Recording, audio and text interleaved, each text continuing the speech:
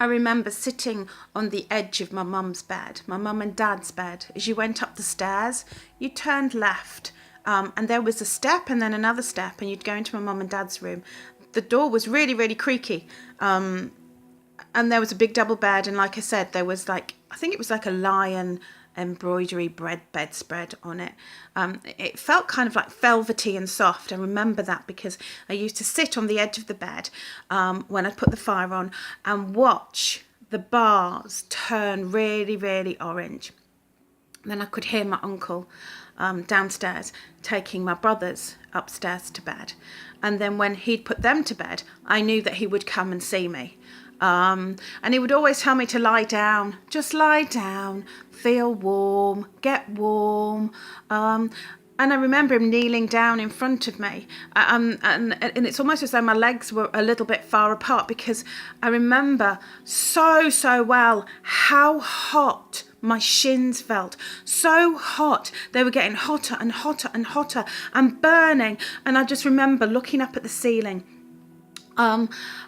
And now I know it was panting and grunting, but he would just breathed so heavily. And I just felt this cold metal, which was probably his buckle, pushed down on me, and it really, really hurt.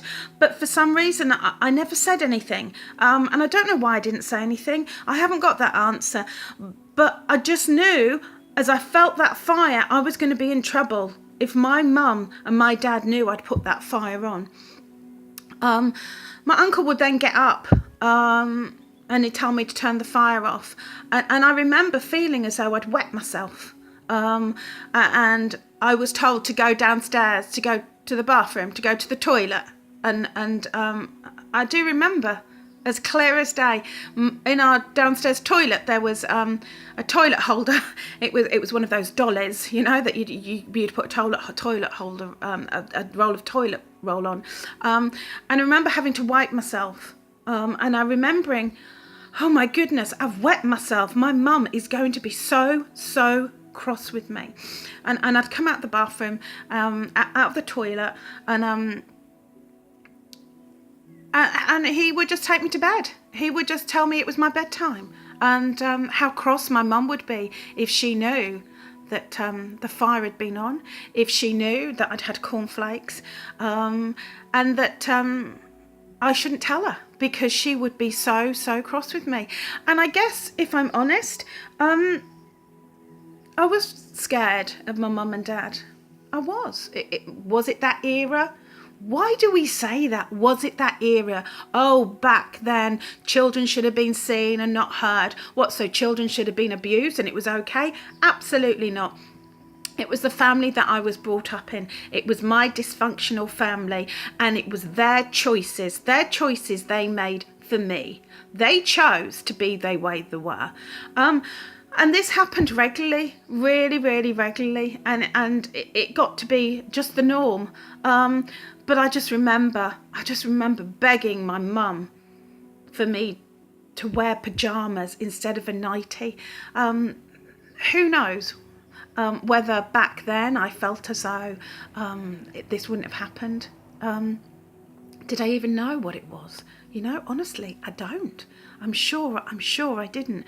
But one thing I do remember, as I climbed those stairs after it happened, after I'd wiped myself because I thought I'd weed myself, I thought I'd wet myself, and I was so worried my mum would be cross with me.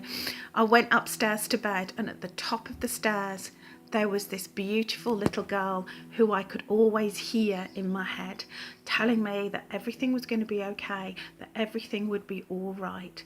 And my goodness, to this day, I now know who she is, and she was my spirit guide, and she's still with me now. So my goodness, how blessed was I to go through such a horrific experience, but to be so guided and just to be given the belief that everything would be okay. But this happened regularly. My uncle would babysit more often than not, and I just knew what was going to happen. But I knew it was me. It was me that put that fire on, and it was me that ate those cornflakes, and it was me that made that mess that I thought I had wet myself. And so it was me that was going to get into trouble. So tune in for my next instalment, and I'll carry on telling you my story, the story of me, a story that should be told and needs to be told. And I hope that you are inspired to take control back of your own life, just as I did. Lots of love.